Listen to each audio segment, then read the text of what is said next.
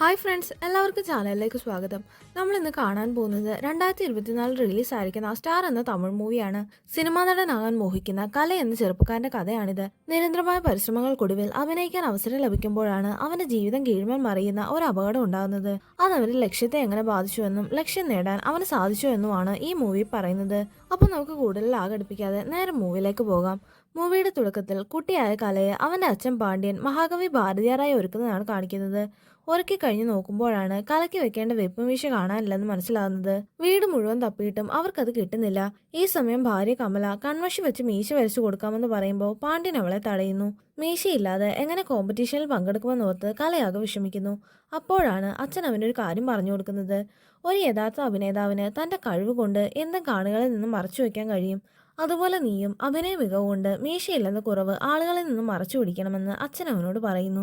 ഇത് കേട്ടതും വളരെ കോൺഫിഡൻസോടെ കല അച്ഛന്റെ ഒപ്പം കോമ്പറ്റീഷനിൽ പങ്കെടുക്കാനായി പോകുന്നു. അവൻ സ്റ്റേജിലേക്ക് കയറിയതും ഭാരതിയാറായി ഒരുങ്ങിയിട്ട് മീശയില്ലല്ലോ എന്ന് കാണികൾ പരസ്പരം പറയുന്നു. പരിപാടി കവർ ചെയ്യാൻ വന്ന ഫോട്ടോഗ്രാഫർ കൂടിയായ കലയുടെ അച്ഛനും സ്റ്റേജിന് മുമ്പിൽ തന്നെ ഉണ്ടായിരുന്നു. കാണികളുടെ സംസാരം കേട്ട് കലയുടെ കോൺഫിഡൻസ് കുറയുന്നത് കണ്ട് പാണ്ഡ്യൻ അവനെ എൻകറേജ് ചെയ്യുന്നു. അങ്ങനെ മീശയില്ലെങ്കിലും അതൊരു കുറവായി തോന്നാത്ത വിധം മനോഹരമായി കല സ്റ്റേജിൽ അഭിനയിക്കുന്നു. പിന്നീട് വർഷങ്ങൾക്ക് ശേഷം കലയുടെ +2 കാലഘട്ടമാണ് കാണിക്കുന്നത്. ഒരു സിനിമ ഭ്രാന്തനായി വളരുന്നതുകൊണ്ട് കഷ്ടിച്ചാണ് അവൻ +2 പാസ്സാകുന്നത്.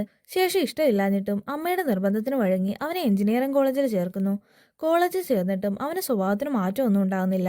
സിനിമ കണ്ടും കൂട്ടുകാരുടെ കൂടെ അടിച്ചു പൊളിച്ചും ഫസ്റ്റ് ഇയർ കാലഘട്ടം കഴിഞ്ഞു പോകുന്നു. നെക്സ്റ്റ് സീനിൽ കലയുടെ ബർത്ത്ഡേക്ക് അച്ഛൻ അവനെ കൊണ്ട് ബീച്ചിൽ വന്നിരിക്കുന്നതാണ് കാണിക്കുന്നത്. എല്ലാ ബർത്ത്ഡേക്കും അച്ഛൻ അവനെയും കൂട്ടി ബീച്ചിൽ വന്ന് അവിടെയുള്ള നടമാട കട്ടൗട്ടിന്റെ അടുത്ത് നിർത്തി ഫോട്ടോസ് എടുക്കാറുണ്ട്. പക്ഷെ അതിലൊന്നുപോലും ആരെയും കാണിച്ചിട്ടില്ല. പതിവ് പോലെ ഈ ബർത്ത്ഡേക്കും പാണ്ഡ്യൻ കലയുടെ ഫോട്ടോസ് എടുക്കുന്നു. നെക്സ്റ്റ് സീനിൽ അച്ഛൻ കലയെ ബസ് സ്റ്റോപ്പിൽ കൊണ്ടുവിടുന്നതാണ് കാണിക്കുന്നത്. ഫ്രഷേഴ്സ് ഡേ ആയതുകൊണ്ട് വളരെ ഉത്സാഹത്തോടെയാണ് അവൻ അന്ന് കോളേജിൽ പോകുന്നത്. അങ്ങനെ ബസ്സിൽ പോയിക്കൊണ്ടിരിക്കവേ ഒരു പെൺകുട്ടി അവന്റെ തൊട്ടടുത്ത സീറ്റിൽ വന്നിരിക്കുന്നു. അവളെ കണ്ട ഉടൻ തന്നെ കലയ്ക്ക് അവളോടൊരു പ്രത്യേക ഇഷ്ടം തോന്നുന്നു. പക്ഷെ എന്തെങ്കിലും സംസാരിക്കുന്നതിന് മുന്നേ തന്നെ ആ പെൺകുട്ടി മുൻവശത്തെ കമ്പിയിലേക്ക് ചാരി ഉറങ്ങുന്നു. നെക്സ്റ്റ് സീനിൽ കോളേജ് പ്രോഗ്രാമിന് കല പാട്ടുപാടി പെർഫോം ചെയ്യുന്നതാണ് കാണിക്കുന്നത്. അന്ന് ബസ്സിൽ വെച്ച് കണ്ട പെൺകുട്ടിയും അവന്റെ പ്രോഗ്രാം കാണാൻ നിൽപ്പുണ്ടായിരുന്നു. കല സ്റ്റേജിൽ ഷൈൻ ചെയ്യുന്നത് കണ്ട് തേർഡ് ഇയറിലെ കുറച്ച് സ്റ്റുഡൻസ് അസൂയ കൊണ്ട് കൂവാൻ തുടങ്ങുന്നു. ഇത് കണ്ട് ബസ്സിൽ വെച്ച് കണ്ട പെൺകുട്ടിയും കലയെ കളിയാക്കുന്ന രീതിയിൽ ചിരിക്കുന്നു. സത്യത്തിൽ അവളുടെ മുമ്പിൽ വന്ന ആളവൻ കൂടിയാണ് കല സ്റ്റേജിൽ പെർഫോം ചെയ്യുന്നത്. സീനിയേഴ്സ് അത് മനഃപൂർവ്വം അലമ്പാക്കുവാണെന്ന് കണ്ടതും അവൻ കയ്യിലിരുന്ന ഗിറ്റാർ കൊണ്ട് സീനിയേഴ്സിൽ ഒരാളുടെ തലക്കടിക്കുന്നു. നെക്സ്റ്റ് സീനിൽ പാണ്ഡ്യനെ കോളേജിലേക്ക് വരുത്തുന്നതാണ് കാണിക്കുന്നത്. പ്രിൻസിപ്പാൾ കലയെക്കുറിച്ചുള്ള പരാതി പറയാൻ തുടങ്ങുന്നതും പാണ്ഡ്യന് അറ്റാക്ക് വരുന്നു. കോളേജ് സ്റ്റാഫ് ഉടൻ തന്നെ ആംബുലൻസ് വിളിച്ച് കലയെ പാണ്ഡ്യന്റെ കൂടെ പറഞ്ഞു വിടുന്നു. പക്ഷേ ഇതെല്ലാം അച്ഛന്റെ അഭിനയമാണെന്ന് മുൻപേ ധാരണയുള്ളതുകൊണ്ട് അറ്റാക്ക് വന്നെന്നറിഞ്ഞിട്ടും കലയ്ക്ക് പ്രത്യേകിച്ച് ഭാവമാറ്റമൊന്നും ഉണ്ടാകുന്നില്ല. നെക്സ്റ്റ് സീനിൽ ബസ്സിൽ വെച്ച് കണ്ട പെൺകുട്ടിയുടെ അടുത്തേക്ക് കലയെ വന്ന് സംസാരിക്കുന്നതാണ് കാണിക്കുന്നത്. നിന്റെ പേര് മീര എന്നല്ലേ എന്ന് തുടങ്ങി അവളുടെ സകല ഇഷ്ടാനിഷ്ടങ്ങളെക്കുറിച്ചും കല അവൾക്ക് തന്നെ പറഞ്ഞു കൊടുക്കുന്നു. നിന്നെ ഇംപ്രസ് ചെയ്യാനായി പാടിയ പാട്ട് കുളമാക്കാൻ നോക്കിയോണ്ടാണ് സീനിയേഴ്സിനെ തല്ലിയതെന്നും അവൻ അവളോട് പറയുന്നു. ഇത് കേട്ടതും മീര കലയുടെ മുഖത്തിനിട്ട് ഒരടി കൊടുക്കുന്നു. ഒപ്പം നീ തല്ലിയത് എന്റെ ചേട്ടനെയാണെന്നും അവൾ അവനോട് പറയുന്നു. അപ്പോഴാണ് അബദ്ധം പറ്റിയെന്ന് കലയ്ക്ക് മനസ്സിലാകുന്നത്. എന്തായാലും എന്നെ അടിച്ചത് നീ ദുഃഖിക്കേണ്ടി വരുമെന്ന് അവൻ മീരയോട് പറയുന്നു. മീര കലയെ അടിക്കുന്നത് കോളേജിലുള്ള ഒട്ടുമിക്ക ആളുകളും കണ്ടിരുന്നു. അതിൽ കലയുടെ ചില ഫാൻ ഗേൾസ് വന്ന് മീരയോട് ചൂടാവുന്നു. അവനെ ഒന്ന് കാണാനാണ് ഞങ്ങളൊക്കെ കോളേജിൽ വരുന്നതെന്നും അങ്ങനെയുള്ള ഇത്രയും സ്മാർട്ടായ കലയെ തല്ലാൻ നിനക്ക് ഭ്രാന്താണോ എന്നും ആ പെൺകുട്ടികൾ മീരയോട് ചോദിക്കുന്നു. ലേഡി ലെക്ചർ പോലും കലയുടെ ആരാധികയാണെന്ന് അറിയുന്നതോടെ മീര അല്പം കൺഫ്യൂസ് ആകുന്നു. സത്യത്തിൽ അവൻ അത്രയും സുന്ദരനാണോ എന്ന് സ്വയം ചോദിച്ച് മീര വീട്ടിലേക്ക് വരുമ്പോഴാണ് കല തന്റെ മുറിയിലിരിക്കുന്നത് കാണുന്നത്. അവനെ അവിടെ കണ്ട് അവൾ ആകെ ഷോക്കാവുന്നു. മറ്റാരും കാണാതിരിക്കാൻ അവൾ വേഗം പോയി വാതിൽ കുറ്റിയിടുന്നു. നീ എന്തിനാണ് ഇവിടേക്ക് വന്നതെന്ന് മീര ചോദിക്കുമ്പോൾ നീ സോറി ചോദിക്കുന്നത് കേൾക്കാനാണെന്ന് കല മറുപടി പറയുന്നു. സോറി കേൾക്കാതെ കല പുറത്തു പോയില്ലെന്ന് മനസ്സിലായതും മറ്റു വഴിയില്ലാതെ മീര അവനോട് ക്ഷമ ചോദിക്കുന്നു. വന്ന കാര്യം കഴിഞ്ഞ സ്ഥിതിക്ക് കല പുറത്തേക്ക് പോകാൻ നോക്കുമ്പോഴാണ് അവൻ റൂമിലേക്ക് കയറാൻ ഉപയോഗിച്ച ഏണി ആരോ എടുത്തു മാറ്റിയിരിക്കുന്നത് കാണുന്നത്. ആ രാത്രി പുറത്തു പോകാൻ മറ്റു വഴിയില്ലാത്തതുകൊണ്ട് അവൻ അന്ന് മീരയുടെ റൂമിൽ തന്നെ കിടന്നുറങ്ങുന്നു. പിറ്റേ ദിവസം രാവിലെ മീര ഉറക്കം എണീക്കുമ്പോഴേക്കും കല അവിടെ നിന്ന് പോയിരുന്നു. നെക്സ്റ്റ് സീനിൽ മീര ഡാൻസ് പ്രാക്ടീസ് ചെയ്യുന്നിടത്തേക്ക് കല വരുന്നതാണ് കാണിക്കുന്നത്. മീര വിഷമിച്ചിരിക്കുന്നത് കണ്ട് എന്താണ് കാര്യമെന്ന് കല ചോദിക്കുന്നു. അപ്പോഴാണ് വിക്കി എന്നൊരു പയ്യൻ മീര പ്രാക്ടീസ് ചെയ്യുന്ന ഫോട്ടോ തെറ്റായ രീതിയിൽ എടുത്തെന്നും അത് അവൻ മറ്റുള്ള സ്റ്റുഡൻസിനെ കാണിച്ചുകൊണ്ടിരിക്കുകയാണെന്നും കല അറിയുന്നത്.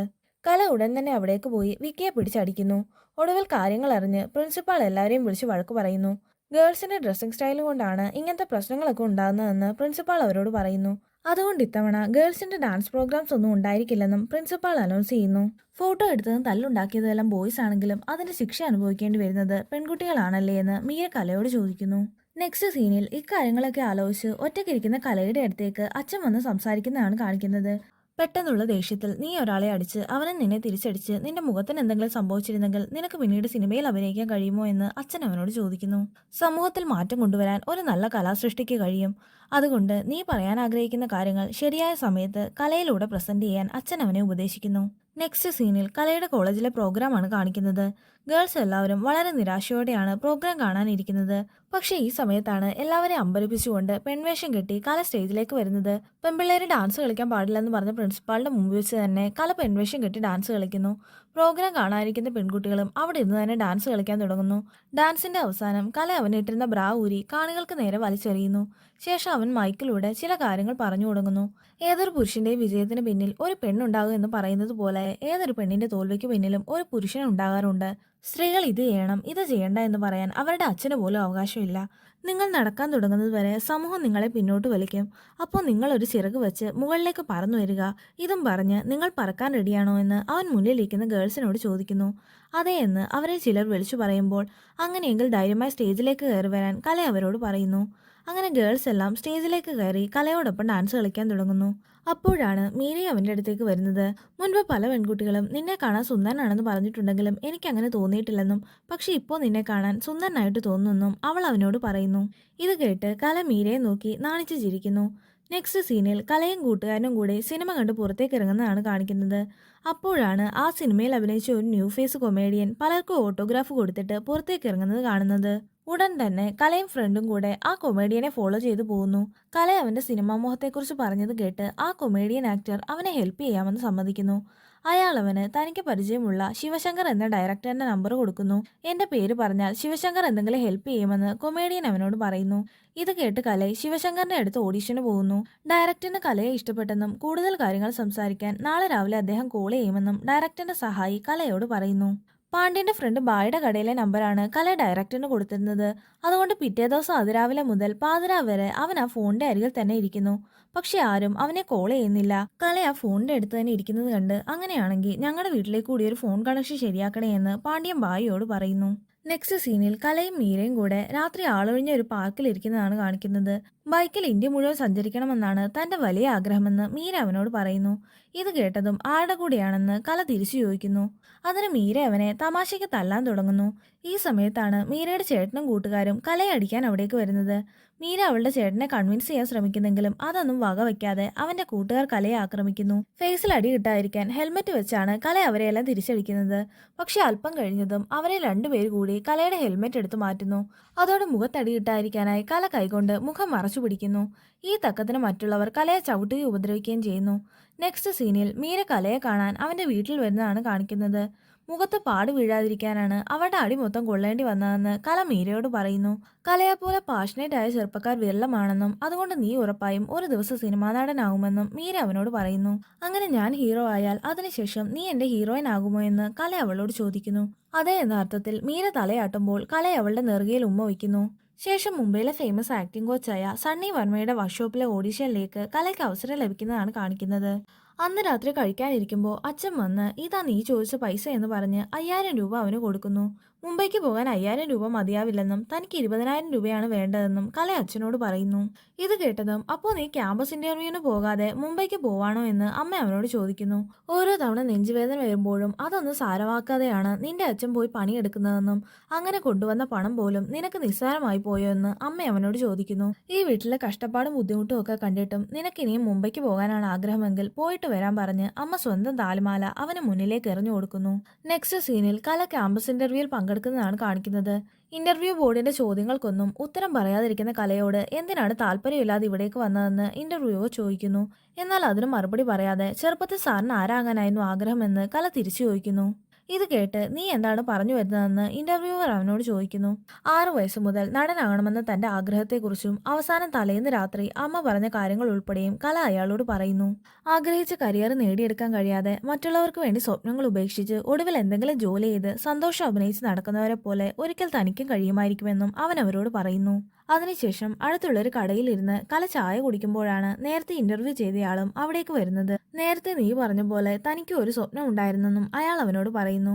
ജീവിത സാഹചര്യങ്ങൾ മൂലം കിക്ക് ബോക്സിംഗ് എന്ന സ്വപ്നം മാറ്റിവെച്ചാണ് അയാൾക്ക് ഈ ജോലി തിരഞ്ഞെടുക്കേണ്ടി വന്നത്. നിനക്കും അങ്ങനെ ഒരു അവസ്ഥ ഉണ്ടാവേണ്ടെന്ന് പറഞ്ഞ് അവന് മുംബൈക്ക് പോകാൻ ആവശ്യമായ പണം അയാൾ അവന് കൊടുക്കുന്നു. തന്നെപ്പോലെ സ്വന്തം സ്വപ്നങ്ങൾ ഉപേക്ഷിക്കേണ്ടി വന്ന എല്ലാവർക്കും വേണ്ടി നീ നിന്റെ സ്വപ്നം നേടിയെടുക്കാനും അയാൾ അവനോട് പറയുന്നു. അങ്ങനെ കല തന്റെ സ്വപ്നങ്ങളിലേക്കുള്ള ആദ്യ ചവിട്ടുപടി എന്നോണം മുംബൈയിലേക്ക് യാത്രയാവുന്നു. കലയെപ്പോലെ ഇന്ത്യയുടെ പല ഭാഗത്തു നിന്നും ഒട്ടേറെ സ്റ്റുഡൻസ് ഓഡീഷന് പങ്കെടുക്കാൻ എത്തിയിട്ടുണ്ടായിരുന്നു. കലയാണ് ഓഡീഷനിൽ ആദ്യം പെർഫോം ചെയ്യുന്നത്. കല അഭിനയിക്കാൻ തുടങ്ങുമ്പോൾ തന്നെ സണ്ണി അവനെ റിജക്റ്റ് ചെയ്യുന്നു. ശേഷം വർക്ക്ഷോപ്പിന് പുറത്തേക്ക് ഇറങ്ങുന്ന സണ്ണിയോട് തനിക്ക് ഒരു അവസരം കൂടി തരാൻ കല ചോദിക്കുന്നുവെങ്കിലും അയാൾ അവനെ റിജക്റ്റ് ചെയ്യുന്നു. അങ്ങനെ ആകെ നിരാശനായി റോഡിലൂടെ നടക്കുമ്പോഴാണ് കലയുടെ പേഴ്സ് ഒരു കള്ളൻ അടിച്ചുകൊണ്ട് പോകുന്നത്. കള്ളനെ പിടിക്കാൻ ഓടുന്ന വഴി ചേച്ചി അവന് കൊടുത്തുവിട്ട കുടുക്കയും നിലത്ത് വീണ് പൊട്ടുന്നു. ശേഷം അവനതിലെ കോയിൻ ഉപയോഗിച്ച് വീട്ടിലേക്ക് കോൾ ചെയ്യുന്നു. അമ്മയാണ് കോൾ അറ്റൻഡ് ചെയ്യുന്നത്. പറഞ്ഞിട്ട് പോകാത്തതിന്റെ പേരിൽ അമ്മ അവനെ വഴക്ക് പറയുന്നു. ശേഷം കാര്യങ്ങളൊക്കെ എങ്ങനെയാണെന്ന് അമ്മ ചോദിക്കുമ്പോൾ എല്ലാം ഓക്കെ ആണെന്നും താൻ ഇവിടെ ഫ്രണ്ട്സിന്റെ കൂടെയാണ് താമസമെന്നും കല മറുപടി പറയുന്നു. ശേഷം ഫോൺ അച്ഛന് കൊടുക്കാൻ അവൻ അമ്മയോട് പറയുന്നു. അച്ഛനോട് അവൻ സത്യങ്ങളൊക്കെ തുറന്നു പറഞ്ഞ് കരയുന്നു. ഇത്രയും നാൾ എനിക്ക് അഭിനയിക്കാൻ അറിയാമെന്നാണ് കരുതിയിരുന്നത്. പക്ഷെ എനിക്കൊന്നും അറിയില്ലെന്നും ഞാനൊരു കഴിവില്ലാത്തവനാണെന്നും ഇപ്പോഴാണ് മനസ്സിലായതെന്ന് അവൻ അച്ഛനോട് പറയുന്നു. അമ്മ പറഞ്ഞ പോലെ ഞാൻ ഇനി എന്തെങ്കിലും ജോലിക്ക് പോകാമെന്നും ഞാനിപ്പോൾ നാട്ടിലേക്ക് തിരിക്കുവാണെന്നും അവൻ കരഞ്ഞുകൊണ്ട് പറയുന്നു. അവൻ പറയുന്നത് കേട്ട് അച്ഛൻ അവനെ ശാസിക്കുന്നു. നിനക്കറിയില്ലെന്ന് പറഞ്ഞതൊക്കെ പഠിച്ചു കഴിഞ്ഞ് പഴയ ആത്മവിശ്വാസത്തോടെ മാത്രം വീട്ടിലേക്ക് വന്നാൽ മതിയെന്ന് അച്ഛൻ അവനോട് പറയുന്നു. ഈ സമയം തന്റെ കയ്യിൽ ഇനി പൈസയൊന്നുമില്ലെന്ന് കല പറയുമ്പോൾ മറുപടിയൊന്നും പറയാതെ അച്ഛൻ ആ കോള് കട്ട് ചെയ്യുന്നു. പിന്നീടാണ് കലയുടെ ജീവിതത്തിലെ കഠിനമായ നാളുകൾ തുടങ്ങുന്നത്. തെരുവിലെ ഭിക്ഷക്കാരുടെ ഒപ്പം കഴിയുന്ന കലയെ കണ്ട് അലിവ് തോന്നി ഒരു സ്ത്രീ അവനെ അവരുടെ കൂടെ താമസിപ്പിക്കുന്നു. പിന്നീട് അവിടെ താമസിച്ച് പലവിധ ജോലികളും ചെയ്ത് അവൻ ജീവിതം മുന്നോട്ട് കൊണ്ടുപോകുന്നു. ഇതിനിടയ്ക്ക് പലവട്ടം അവൻ സണ്ണിയെ കണ്ട് തനിക്കൊരു അവസരം കൂടി തരുമോ എന്ന് ചോദിക്കുന്നു. പലപ്പോഴും നോ പറയുന്നെങ്കിലും ഒടുവിൽ കലയുടെ നിശ്ചയദാർഢ്യത്തിൽ ഇംപ്രസ്ഡ് ആയ സണ്ണി കലയെ ആക്ടിംഗ് കോഴ്സിൽ ജോയിൻ ചെയ്യാൻ അനുവദിക്കുന്നു. അങ്ങനെ ഒരു ദിവസം വർക്ക്ഷോപ്പിൽ നിന്ന് പുറത്തേക്ക് നടക്കുമ്പോഴാണ് ഒരു ബൈക്ക് കലയുടെ ഫ്രണ്ടിൽ കൊണ്ട് നിർത്തുന്നത്. അതിൽ നിന്ന് ഹെൽമെറ്റ് മാറ്റി പുറത്തേക്ക് ഇറങ്ങുന്ന മീരയെ കണ്ട് കലയാകെ ഷോക്കാകുന്നു. ഇത്രയും ദൂരം ബൈക്കിൽ വന്നിട്ടും കറങ്ങാൻ പറ്റിയ ആരെയും കണ്ടു കിട്ടിയില്ലെന്ന് പറഞ്ഞ് അവൾ അവനെ കെട്ടിപ്പിടിക്കുന്നു. നെക്സ്റ്റ് സീനിൽ കല പാചകം ചെയ്യുമ്പോൾ മീര അവിടേക്ക് വരുന്നതാണ് കാണിക്കുന്നത്. നിന്റെ ആദ്യത്തെ ഓട്ടോഗ്രാഫ് എനിക്കായിരിക്കണമെന്ന് പറഞ്ഞ് അവൾ അവന്റെ അടുത്ത് നിന്ന് ഓട്ടോഗ്രാഫ് വാങ്ങുന്നു. നെക്സ്റ്റ് സീനിൽ പാണ്ഡ്യന്റെ അമ്മ മരിച്ചതുകൊണ്ട് കല വീട്ടിലേക്ക് വരുന്നതാണ് കാണിക്കുന്നത്. മരണാനന്തര ചടങ്ങുകൾ നടക്കുന്നതിന്റെ ഇടയിലാണ് കലയ്ക്ക് ഒരു കോള് വരുന്നത്. ഒരു തമിഴ് സിനിമയിൽ അഭിനയിക്കാൻ കലയ്ക്ക് അവസരം ലഭിച്ചു എന്ന് അറിയിച്ചുകൊണ്ടുള്ള കോളായിരുന്നു അത്. മുത്തശ്ശിയുടെ ചടങ്ങുകൾ കഴിഞ്ഞതും രാത്രി കലയും കുടുംബവും ഇതിനെക്കുറിച്ച് സംസാരിക്കുന്നു. ഒടുവിൽ നിന്റെ കഷ്ടപ്പാടിനെല്ലാം ബലം ലഭിച്ചല്ലോ എന്ന് അമ്മ അവനോട് പറയുന്നു. ശേഷം രാത്രി ടെറസിൽ നിൽക്കുന്ന കലയുടെ അടുത്തേക്ക് അച്ഛൻ വരുന്നത് കാണിക്കുന്നു. നാളെ രാവിലെ ലൊക്കേഷനിലേക്ക് പോകേണ്ടതല്ലേ, അതുകൊണ്ട് നേരത്തെ കിടന്നുറങ്ങാൻ അച്ഛൻ അവനോട് പറയുന്നു. ഇതും പറഞ്ഞ് തിരിഞ്ഞു പോകാനൊരുങ്ങുന്ന പാണ്ഡ്യനോട് അച്ഛാ ഞാനൊരു സീൻ ചെയ്ത് കാണിക്കാം, കണ്ടിട്ട് അഭിപ്രായം പറയാൻ കല പറയുന്നു. ശേഷം കല ഒരു രംഗം അഭിനയിച്ചു തുടങ്ങുന്നു. കലയുടെ ഇതുവരെയുള്ള പ്രകടനങ്ങളെക്കാൾ ഇന്റൻസും ഇമോഷണലും ആയിരുന്നു ആ പ്രകടനം. അത് കണ്ട് പാണ്ഡ്യന്റെ കണ്ണ് നിറയുന്നു. നെക്സ്റ്റ് സീനിൽ പിറ്റേ ദിവസം രാവിലെ കല ഷൂട്ടിങ്ങിനായി പോകുന്നതാണ് കാണിക്കുന്നത്. ഇതുവരെ കണ്ട സ്വപ്നം സത്യമാകാൻ പോകുന്ന സന്തോഷത്തിലാണ് കല വണ്ടിയിലിരിക്കുന്നത്. പക്ഷെ പെട്ടെന്നാണ് എതിരെ വന്ന വണ്ടിയുമായി കല സഞ്ചരിച്ച വണ്ടി ആക്സിഡന്റ് ആകുന്നത്. ഗുരുതരമായ പരിക്കുകളോടെ കല ഐസിയുവിലാവുന്നു. സിനിമ ഭ്രാന്ത് ഉള്ളിൽ നിറച്ച് നിങ്ങളാണ് എന്റെ മകനെ ഇങ്ങനെ ആക്കിയതെന്ന് കലയുടെ അമ്മ പാണ്ഡ്യനോട് പറയുന്നു. അവൻ ഇനി എഴുന്നേറ്റ് നടന്നില്ലെങ്കിലും ജോലിക്ക് പോയില്ലെങ്കിലും കുഴപ്പമില്ല, ജീവനോടെയെങ്കിലും കിട്ടിയാൽ മതിയെന്ന് കലയുടെ അമ്മ പറയുന്നു. മീരയും കലയുടെ കൂട്ടുകാരനായ ദീപക്കും മറ്റുള്ളവരും ഒക്കെ വേദന കടിച്ചുമർത്തി ഐസിയുവിന് മുമ്പിൽ തന്നെ നിൽക്കുന്നു. ഈ സമയം ഐസിയുവിന് ഉൾവശം കാണിക്കുന്നു. ബോധം മറന്നു കിടക്കുന്ന കലയുടെ ചെവിയിൽ അവൻ ഭാരതീയരായി പെർഫോം ചെയ്ത ഡയലോഗ്സ് കേൾക്കുന്നു. ഒടുവിൽ ആ ഡയലോഗിന്റെ അവസാന ഭാഗം കല തന്നെ പതിയെ ഉച്ചരിക്കുന്നു. ഈ സമയം universe always falls in love with a stubborn heart എന്ന് സ്ക്രീനിൽ എഴുതി കാണിക്കുന്നു. നെക്സ്റ്റ് സീനിൽ കല ഒരു വോക്കി സ്റ്റിക്കിന്റെ സഹായത്തോടെ നടന്ന് അവന്റെ റൂമിലെ കണ്ണാടി നോക്കുന്നതാണ് കാണിക്കുന്നത്. ആക്സിഡന്റിന് ശേഷം വികൃതമായ സ്വന്തം മുഖം കണ്ട് അവൻ അലറി കരയുന്നു. അവന്റെ കരച്ചിൽ കേട്ട് അവന്റെ കുടുംബം മുഴുവൻ അവിടേക്ക് വന്ന് അവനെ ആശ്വസിപ്പിക്കാൻ നോക്കുന്നെങ്കിലും അവർക്കതിന് കഴിയുന്നില്ല. സ്വന്തം മുഖം ആളുകളെ കാണിക്കാൻ ഭയന്ന് നാളുകളോളം കല മുറിക്കകത്ത് തന്നെ ഒതുങ്ങിക്കൂടുന്നു. മീരയെ പോലും അവൻ കാണാൻ കൂട്ടാക്കുന്നില്ല. നാളുകൾക്ക് ശേഷം മുഖം മറയുന്ന രീതിയിൽ തൊപ്പിവെച്ച് അവൻ പുറത്തേക്കൊക്കെ ഇറങ്ങാൻ തുടങ്ങുന്നു. മുഖത്ത് വന്ന മാറ്റം അവന്റെ മനസ്സിനെയും വല്ലാതെ ബാധിക്കുന്നു. മീരയോട് പോലും അവൻ ശരിക്കും സംസാരിക്കാതെ ആവുന്നു. ഇതിനിടയ്ക്ക് കലയുടെ ചേച്ചിയുടെ വിവാഹം കഴിയുന്നു. നെക്സ്റ്റ് സീനിൽ കലയും മീരയും കൂടെ ഒരു റെസ്റ്റോറന്റിൽ നിന്ന് ഭക്ഷണം കഴിക്കുന്നതാണ് കാണിക്കുന്നത്. അവൾ പതുക്കെ ഭക്ഷണം കഴിക്കുന്നത് കണ്ട് അവൻ അവളെ വഴക്ക് പറയുന്നു. കൂടുതൽ സമയം ചിലവഴിച്ചാൽ ആളുകൾ തന്റെ മുഖം ശ്രദ്ധിച്ചാലോ എന്ന കോംപ്ലക്സ് കൊണ്ടാണ് അവൻ അവളെ വഴക്ക് പറയുന്നത്. ഇത് കേട്ടതും നമുക്ക് ബ്രേക്കപ്പ് ചെയ്യാമെന്ന് മീര അവനോട് പറയുന്നു. നീ ഇപ്പോൾ സ്വന്തം മുഖത്തെക്കുറിച്ച് മാത്രമാണ് ചിന്തിക്കുന്നതെന്നും എന്നു മുതലാണ് നീ ഇത്ര സ്വാർത്ഥനായതെന്നും അവൻ അവളോട് ചോദിക്കുന്നു. ഇനിയും നിന്റെ കൂടെ നിന്നാൽ ജീവിതത്തിൽ ഒരിക്കലും സന്തോഷിക്കാൻ കഴിയാതെ പോകുമോ എന്ന് ഭയപ്പെടുന്നുവെന്നും അവൾ അവനോട് പറയുന്നു. അതിന് കാര്യങ്ങളൊക്കെ ഇപ്പോൾ ഓക്കെ ആണല്ലോ എന്ന് കല അവളോട് ചോദിക്കുന്നു. നീ ഇങ്ങനെ വിചാരിക്കുന്ന കാലം വരെ ഒന്നും മാറാൻ പോകുന്നില്ലെന്ന് പറഞ്ഞ് അവൾ അവിടെ നിന്നും പോകുന്നു. ഞാൻ തോറ്റുപോയത് കൊണ്ടാണോ അതോ എന്റെ മുഖം ഇങ്ങനെ ആയതുകൊണ്ടാണോ ബ്രേക്കപ്പ് ചെയ്യുന്നതെന്ന് കല അവളോട് ചോദിക്കുന്നു. ഇത് കേട്ടതും മീര തിരിച്ചു വന്ന് അവന്റെ കരടത്തടിച്ച ശേഷം അവിടെ നിന്ന് പോകുന്നു. നെക്സ്റ്റ് സീനിൽ കലയുടെ ഫ്രണ്ട് ദീപക് അവനെയും കൂട്ടി വണ്ടിയിൽ പോകുന്നതാണ് കാണിക്കുന്നത്. എവിടേക്കാണ് പോകുന്നതെന്ന് കല എത്ര ചോദിച്ചിട്ടും ദീപക് മറുപടി പറയുന്നില്ല. ഒടുവിൽ അവർ പഠിച്ച കോളേജിന് മുമ്പിൽ വണ്ടി നിർത്തുമ്പോഴാണ് അലുമിനിയം മീറ്റിനാണ് ദീപക് തന്നെ കൊണ്ടുവന്നതെന്ന് കലയ്ക്ക് മനസ്സിലാകുന്നത്. അവൻ ഉടൻ തന്നെ ദീപകിനെ വഴക്കു പറഞ്ഞ് അവിടെ നിന്ന് പോകാൻ ഒരുങ്ങുന്നു. പക്ഷെ ദീപക് അവനെ കൺവിൻസ് ചെയ്ത് അകത്തേക്ക് കൂട്ടിക്കൊണ്ടു പോകുന്നു. കൂടെ പഠിച്ച ഒരു കൂട്ടുകാരി കലയുടെ മുഖം കണ്ട് അവനെ ഇറിറ്റേറ്റ് ആകുന്ന രീതിയിൽ സംസാരിക്കുന്നു.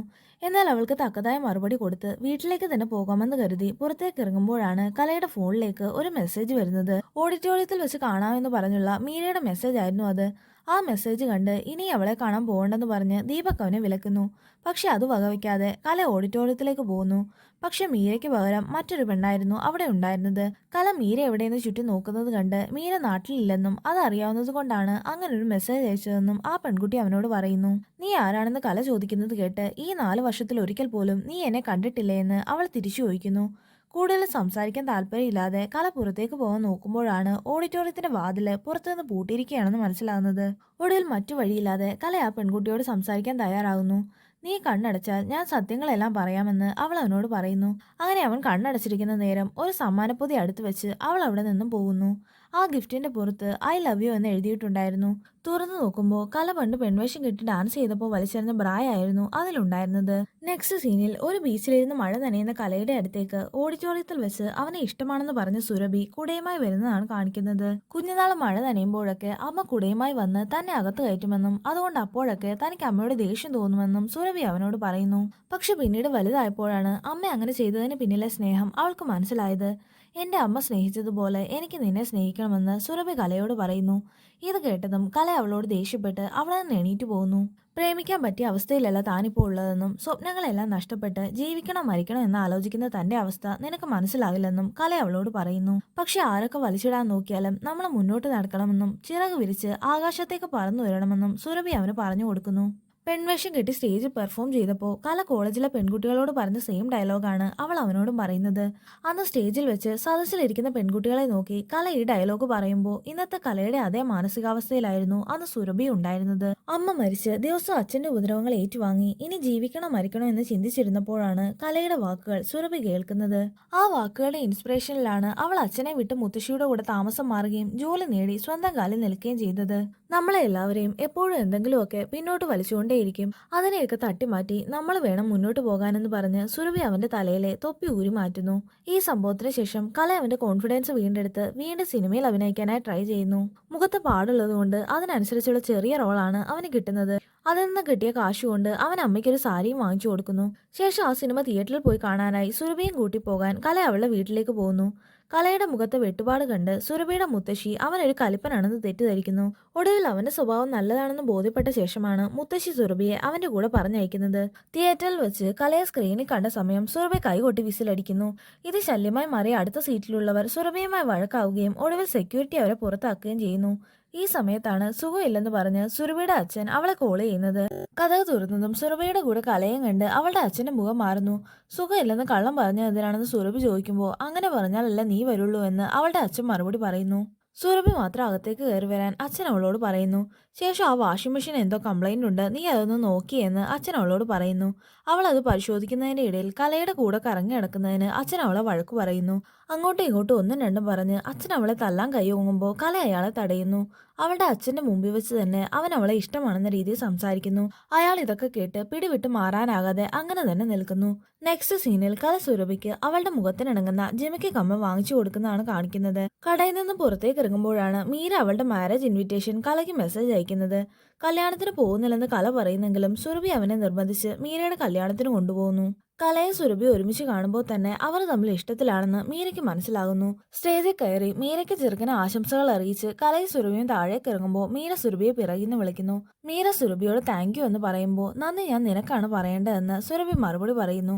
അവിടെ നിന്ന് പുറത്തേക്ക് ഇറങ്ങുമ്പോൾ പതിവില്ലാതെ കല തന്റെ കയ്യിൽ പിടിച്ചിരിക്കുന്നത് കണ്ട് സുരഭി അവനെ നോക്കുന്നു. കലയുടെ മാതാപിതാക്കൾക്കും സുരഭിയെ ഇഷ്ടമായതുകൊണ്ട് അധികം വൈകാതെ തന്നെ സുരഭിയും കലയും വിവാഹിതരാകുന്നു. പക്ഷെ സുരഭിയുടെ അച്ഛൻ മാത്രം ആ വിവാഹത്തിൽ പങ്കെടുക്കുന്നില്ല.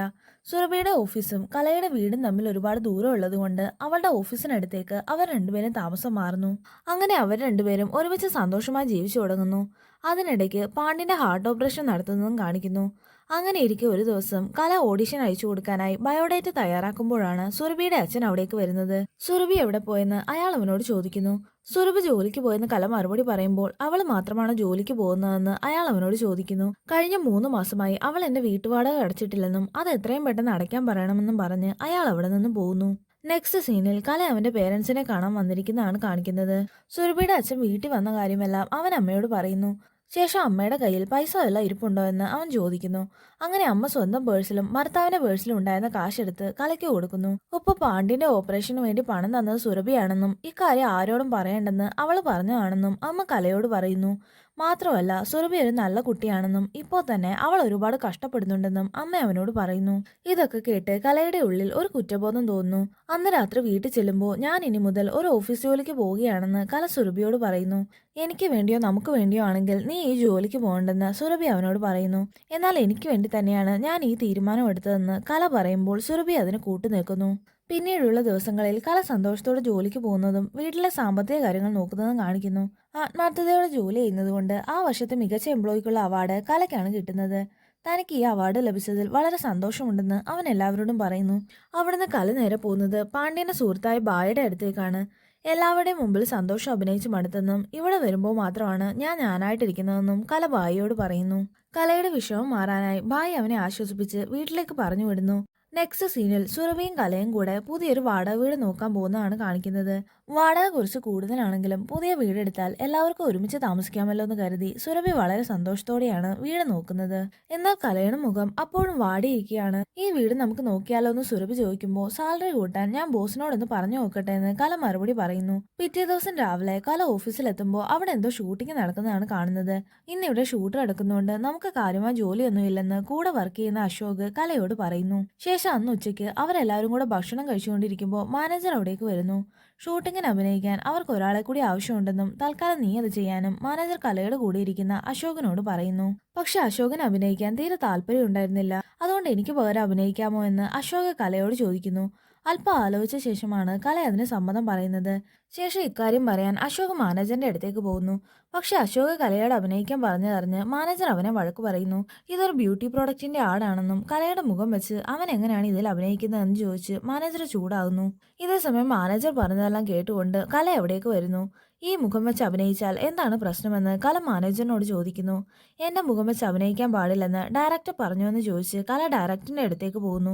പണ്ടൊരിക്കൽ ഒരു സെറ്റിൽ വെച്ച് മുഖത്തെ പാടിന്റെ പേരിൽ കലയുമായി വഴക്കുണ്ടാക്കിയ ചെറുപ്പക്കാരനായിരുന്നു ഈ ആടിന്റെ ഡയറക്ടർ. അവനെ കൂടി കാണുന്നതോടെ തനിക്ക് ഏതായാലും ഈ അവസരം ലഭിക്കില്ലെന്ന് കലയ്ക്ക് ഉറപ്പാകുന്നു. അഭിനയിക്കാൻ കൊള്ളില്ലെന്ന് നിങ്ങൾ പറഞ്ഞ ഈ മുഖം നിങ്ങൾ ഒരിക്കൽ സിനിമയിൽ കാണേണ്ടി വരുമെന്ന് വെല്ലുവിളിച്ച് അവൻ അവിടെ നിന്ന് ഇറങ്ങുന്നു. മറുഭാഗത്ത് സുരഭി മുത്തശ്ശിയോട് ഫോണിൽ സംസാരിക്കുന്നത് കാണിക്കുന്നു. ഈ സമയത്താണ് കല വീട്ടിലേക്ക് വരുന്നത്. അവൻ വന്നത് മനസ്സിലാക്കി അവൾ കോള് കട്ട് ചെയ്ത് ഒരു തട്ടപാത്രം എടുത്ത് അവന്റെ അടുത്തേക്ക് പോകുന്നു. ഈ പാത്രം ഒന്ന് തുറന്നു തരാൻ പറഞ്ഞ് അവൾ അത് അവന്റെ അടുത്ത് വെക്കുന്നു. അഡ്വാൻസ് ഉടനെ തരണമെന്ന് പറഞ്ഞ് ബ്രോക്കർ വിളിച്ച കാര്യവും സുരഭി അവനോട് പറയുന്നു. പക്ഷെ ഇത്രയൊക്കെ പറഞ്ഞിട്ടും കല മറുപടി ഒന്നും പറയാതെ വിഷമിച്ചിരിക്കുന്നത് കണ്ട് നിന്റെ മുഖം എന്താ ഇങ്ങനെ ഇരിക്കുന്നതെന്ന് അവൾ അവനോട് ചോദിക്കുന്നു. ഇത് കേട്ടതും പെട്ടെന്ന് വന്ന ദേഷ്യത്തിൽ കല അവളെ തല്ലുന്നു. എന്റെ മുഖത്തിന് എന്താണ് പ്രശ്നമെന്ന് ചോദിച്ച് കല അവളോട് ചൂടാകുന്നു. ദയവ് ചെയ്ത് എന്നെ ഉപേക്ഷിച്ചു പോകാൻ അവൻ അവളോട് പറയുന്നു. ഇത്രയും നാൾ ഞാൻ നിന്റെ മുൻപിൽ അഭിനയിക്കുകയായിരുന്നെന്നും ഇനി ഇങ്ങനെ അഭിനയിക്കാൻ എനിക്ക് കഴിയില്ലെന്നും അവൻ പറയുന്നു. ഞാൻ ആഗ്രഹിച്ചത് നേടാനാകാതെ നീ ആഗ്രഹിക്കുന്നത് തരാൻ കഴിയാതെ ഇനി ഇങ്ങനെ ജീവിച്ചാൽ തനിക്ക് ഭ്രാന്ത് പിടിക്കുമെന്നും അവൻ അവളോട് പറയുന്നു. അതുകൊണ്ട് ദയവ് ചെയ്ത് നീ എന്നെ ഉപേക്ഷിച്ചു പോകാൻ പറഞ്ഞ് കല അവിടെ നിന്ന് പോകുന്നു. ഈ സമയം സുരഭി കലയ്ക്ക് കൊടുത്ത പാത്രത്തിനുള്ളിലെ പ്രഗ്നൻസി കാർഡിൽ 2 വരകൾ തെളിഞ്ഞിരിക്കുന്നത് കാണിക്കുന്നു. ഗർഭിണിയാണെന്ന വിവരം ആരോടും പറയാതെ സുരഭി അവരുടെ മുത്തശ്ശിയുടെ അടുത്തേക്ക് പോകുന്നു. നിങ്ങൾ തമ്മിൽ എന്താണ് പ്രശ്നമെന്ന് മുത്തശ്ശി ചോദിക്കുമ്പോൾ ഞങ്ങൾ തമ്മിൽ പ്രശ്നമൊന്നുമില്ലെന്നും അവന്റെ സന്തോഷത്തിനു വേണ്ടി താൻ എന്തും ചെയ്യുമെന്നും സുരഭി മറുപടി പറയുന്നു. മറുഭാഗത്ത് സുരഭിയെ പറഞ്ഞു വിട്ടതിന് പാണ്ഡ്യൻ കലയെ അടിക്കുന്നതാണ് കാണിക്കുന്നത്. അവളെ പറഞ്ഞു വിടാൻ നിനക്ക് എങ്ങനെയാണ് മനസ്സ് വന്നതെന്ന് അച്ഛൻ അവനോട് ചോദിക്കുന്നു. സുരഭിക്ക് താൻ വേദനകളെ കൊടുത്തിട്ടുള്ളതെന്നും ഈ അവസ്ഥയിൽ അവൾ എന്റെ കൂടെ ഉണ്ടെങ്കിൽ അവൾ ഇനിയും വേദനിക്കേണ്ടി വരുമെന്നും കല മറുപടി പറയുന്നു. മാത്രമല്ല, ഞാൻ ജയിക്കുന്നത് വരെ എനിക്ക് ആരെയും കൂടെ നിർത്താൻ കഴിയില്ലെന്നും കല അച്ഛനോട് പറയുന്നു. ഇത് കേട്ടതും ജീവിതത്തിലും ലക്ഷ്യത്തിലും നീ പണ്ടേ തോറ്റുപോയെന്ന് അച്ഛൻ അവനോട് പറയുന്നു. തോറ്റുപോയെന്ന് കേൾക്കുന്നതും കല അച്ഛനോട് ദേഷ്യപ്പെടുന്നു. സത്യത്തിൽ ആക്സിഡന്റിന് ശേഷമല്ല, നീ കണ്ണാടി നോക്കുന്നത് നിർത്തിയപ്പോൾ മുതലാണ് നീ ജീവിതത്തിൽ തോറ്റു തുടങ്ങിയെന്ന് അച്ഛൻ അവനോട് പറയുന്നു. ലക്ഷ്യങ്ങൾ നേടിയെടുക്കാൻ കഴിവോ സൗന്ദര്യമോ അല്ല പ്രധാനമെന്നും നിശ്ചയദാർഢ്യമുള്ള മനസ്സാണ് വേണ്ടതെന്നും അച്ഛൻ അവനോട് പറയുന്നു. നീയെങ്കിലും ലക്ഷ്യത്തിലും ജീവിതത്തിലും വിജയിച്ചാൽ അത് ഞാൻ ജയിക്കുന്നതിന് തുല്യമാണെന്നും അച്ഛൻ അവനോട് പറയുന്നു. പോകുന്നതിന് മുമ്പ് കലയുടെ എല്ലാ ബർത്ത്ഡേക്കും എടുത്തിരുന്ന അവന്റെ ഫോട്ടോസ് അടങ്ങിയ ആൽബം പാണ്ഡ്യൻ അവനെ ഏൽപ്പിക്കുന്നു. അതിലെ ഓരോ ഫോട്ടോസ് കാണുമ്പോഴും കലയുടെ കണ്ണിൽ നിന്ന് കണ്ണുനീര് താഴേക്ക് വീഴുന്നു. ശേഷം കലയെ അവന്റെ മുറിയിലെ കണ്ണാടിക്ക് മുന്നിൽ പോയി നിന്ന് അതിലെ പൊടി തട്ടി മാറ്റി സ്വന്തം രൂപം നോക്കുന്നതാണ് കാണിക്കുന്നത്. അതിനുശേഷം ദിവസങ്ങളും മാസങ്ങളും കടന്നു പോകുന്നു. ഈ സമയങ്ങളിലൊന്നും കലയും സുരഭിയും തമ്മിൽ പരസ്പരം കോണ്ടാക്ട് ചെയ്യുന്നില്ല. സുരഭി ചെക്കപ്പിന് പോകുമ്പോൾ അവളുടെ ഹെൽത്ത് അല്പം മോശമാണെന്നും അതുകൊണ്ട് എപ്പോഴും കൂടെ ഒരാൾ ഉണ്ടാവണമെന്നും ഡോക്ടർ അവളോട് പറയുന്നു. അങ്ങനെയാണെങ്കിൽ ഇനിയെങ്കിലും കലയെ ഇക്കാര്യം അറിയിക്കട്ടെ എന്ന് മുത്തശ്ശി ചോദിക്കുമ്പോൾ സുരഭി മറുപടി ഒന്നും പറയുന്നില്ല. നെക്സ്റ്റ് സീനിൽ കലയുടെ ഓഡിഷൻ വീഡിയോ കണ്ട ഡയറക്ടർ വെട്രിമാരൻ അവനെ സെലക്ട് ചെയ്യുന്നതാണ് കാണിക്കുന്നത്. വെട്രിമാരന്റെ അസിസ്റ്റന്റ് ഉടൻ തന്നെ ഇക്കാര്യം കലയെ വിളിച്ചറിയിക്കുന്നു. അങ്ങനെ കലയെ വെട്രിമാരനെ മീറ്റ് ചെയ്യാനായി അദ്ദേഹത്തിന്റെ ഓഫീസിന് പുറത്തിരിക്കുമ്പോഴാണ് സുരഭിയുടെ മുത്തശ്ശി അവനെ കോൾ ചെയ്യുന്നത്. മുത്തശ്ശി കരഞ്ഞുകൊണ്ട് അവനോട് കാര്യങ്ങളൊക്കെ പറയുന്നു. കല ഒരു നിമിഷം വെട്രിമാരന്റെ ഓഫീസിന് മുന്നിലേക്ക് നോക്കുന്നത് കാണിക്കുന്നു. അതിനുശേഷം വെട്രിമാരന്റെ അസിസ്റ്റന്റ് കലയെ വിളിക്കാനായി പുറത്തേക്ക് വരുമ്പോൾ അവിടെ ആരെയും കാണുന്നില്ല. നെക്സ്റ്റ് സീനിൽ കല ഹോസ്പിറ്റലിലേക്ക് വരുന്നതാണ് കാണിക്കുന്നത്. കല അവിടെ ചെന്ന് അന്വേഷിക്കുമ്പോൾ ഭർത്താവായിട്ടും ഭാര്യങ്ങളുടെ കാര്യങ്ങളൊന്നും അറിയില്ലേ എന്ന് നേഴ്സ് അവനോട് ചോദിക്കുന്നു. ഒപ്പം അവളിപ്പോൾ ഐസിയുലാണെന്നും നേഴ്സ് അവനോട് പറയുന്നു. കലയ്ക്ക് വെപ്രാളം കൊണ്ട് എന്ത് ചെയ്യണമെന്ന് പോലും അറിയില്ലായിരുന്നു. കുറച്ചു കഴിഞ്ഞതും ഒരു നേഴ്സ് വന്ന് ബ്ലീഡിംഗ് കൂടുതലാണെന്നും അതുകൊണ്ട് അത്യാവശ്യമായി ബ്ലഡ് അറേഞ്ച് ചെയ്യണമെന്നും കലയോട് പറയുന്നു. പക്ഷെ കല ബ്ലഡുമായി വരുമ്പോഴേക്കും ഏറെ വൈകിയിരുന്നു. വൈഫിന്റെ ജീവൻ രക്ഷിക്കാനായില്ലെന്നും അവസാനമായിട്ട് അവളെ ഒന്ന് പോയി കണ്ടോളാനും ഡോക്ടർ അവനോട് പറയുന്നു. ഇത് കേട്ടതും കലയാകെ തകർന്നു പോകുന്നു. ഞാൻ നിന്നെ തേടി വന്നിരുന്നെങ്കിൽ, നിന്നെക്കുറിച്ച് അന്വേഷിച്ചിരുന്നെങ്കിൽ ഇങ്ങനെയൊന്നും സംഭവിക്കില്ലായിരുന്നെന്ന് കല അവളുടെ ശരീരത്തെ നോക്കി പറയുന്നു. നീ ഇല്ലാതെ ഞാൻ ഇനി എന്തിനാണ് ജീവിക്കുന്നതെന്ന് കല സ്വയം ചോദിക്കുമ്പോഴാണ് ഒരു കുഞ്ഞിനെയും കൊണ്ട് നേഴ്സ് അവിടേക്ക് വരുന്നത്. നേഴ്സ് കുഞ്ഞിനെ കലയുടെ കയ്യിൽ കൊടുക്കുന്നു. കല ആ കുഞ്ഞിനെ ഏറ്റുവാങ്ങി ഹൃദയവേദനയോടെ കരയുമ്പോൾ ഡയറക്ടർ കട്ട് പറയുന്നത് നമ്മളെ കേൾപ്പിക്കുന്നു. ടേക്ക് നല്ലതായിരുന്നെന്നും അഭിനയം നന്നായിരുന്നെന്നും ഡയറക്ടർ കലയോട് പറയുന്നത് നമ്മളെ കേൾപ്പിക്കുന്നു. അപ്പോഴാണ് നമുക്കൊരു കാര്യം മനസ്സിലാകുന്നത്. കല ഹോസ്പിറ്റലിൽ വന്നത് മുതലുള്ള ഭാഗങ്ങൾ അവൻ അഭിനയിക്കുന്ന സിനിമയിലെ സീൻസ് ആണ്. ഒരു യഥാർത്ഥ നടന് തന്റെ അഭിനയം കൊണ്ട് എന്ത് വേണമെങ്കിലും കാണികളിൽ നിന്ന് മറച്ചു വെക്കാമെന്ന് പാണ്ഡ്യൻ പറഞ്ഞതുപോലെ കല അവന്റെ മുഖത്തെ പാട് അഭിനയം കൊണ്ട് മറയ്ക്കുന്നു. നെക്സ്റ്റ് സീനിൽ പാണ്ഡ്യൻ കലയുടെ ഫോട്ടോ എടുക്കാറുള്ള ബീച്ചിൽ വെച്ച് ഒരു കൊച്ചു പെൺകുട്ടിയുടെ ഫോട്ടോ എടുക്കുന്നതാണ് കാണിക്കുന്നത്. ഈ സമയം കുറച്ച് ചെറുപ്പക്കാർ അവിടേക്ക് വന്ന് കലസാറിന്റെ അച്ഛനല്ലേ, ഒരു സെൽഫി എടുത്തോട്ടെ എന്ന് പാണ്ഡ്യനോട് ചോദിക്കുന്നു. ഈ സമയം അവരുടെ അടുത്ത് തന്നെ നേരത്തെ കാണിച്ച പെൺകുഞ്ഞിനെയും കൊണ്ട് സുരഭി നിൽക്കുന്നത് കാണിക്കുന്നു. സെൽഫി എടുത്ത ശേഷം പാണ്ഡ്യൻ അവരോടൊപ്പം മുന്നോട്ട് കടക്കുമ്പോൾ അവിടെ ഉണ്ടായിരുന്ന ആക്ടേഴ്സിന്റെ കട്ടൗട്ടിന്റെ കൂടെ കലയുടെ കട്ടൗട്ടും കാണിക്കുന്നു. അങ്ങനെ കലയെ അവന്റെ അച്ഛൻ ആഗ്രഹിച്ചതുപോലെ ജീവിതത്തിലെ ലക്ഷ്യത്തിലും വിജയിച്ചു എന്ന് കാണിച്ചുകൊണ്ട് മൂവി അവസാനിക്കുന്നു. അപ്പോൾ ഫ്രണ്ട്സ്, എല്ലാവർക്കും മൂവി ഇഷ്ടപ്പെട്ടെന്ന് കരുതുന്നു. ഇഷ്ടപ്പെട്ടെങ്കിൽ തീർച്ചയായിട്ടും ലൈക്ക് ചെയ്യുക, ഷെയർ ചെയ്യുക, സബ്സ്ക്രൈബ് ചെയ്യുക. മറ്റൊരു വീഡിയോയുമായി ഉടൻ തന്നെ കാണാം.